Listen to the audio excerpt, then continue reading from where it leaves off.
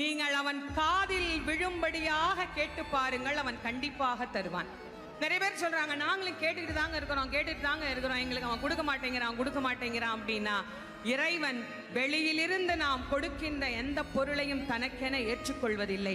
நானே தயாரித்து ஒன்று கொடுத்தால் இறைவன் அதை ஏற்றுக்கொள்வான். நிறைய பேர், நான் கூடையா பூ வாங்கிட்டு போறேன், நான் அப்படி அபிஷேகம் பண்றேன், இப்படி அபிஷேகம் பண்றேன், எல்லாம் வெளியிலிருந்து வந்தது தானே, நீங்களா என்ன கொடுத்தீங்க, நீங்களா அவனுக்கு என்ன கொடுத்தீங்க, அவன் கேட்பான்ல, நீ என்ன கொடுத்த எனக்கு அப்படின்னு கேட்பீங்கல்ல.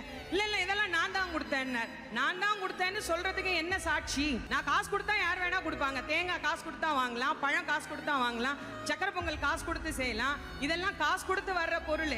நானா உன்னை உருவாக்கி அவனுக்கு கொடுக்கணும், அது என்ன முடியும்? என்ன அவனுக்கு நானா கொடுக்க முடியும்? நானா அவனுக்கு தரக்கூடிய விஷயம் என்று ஒன்று இருந்தால் 2 சொட்டு கண்ணீர், அதை தவிர வேற ஒண்ணுமே கிடையாது.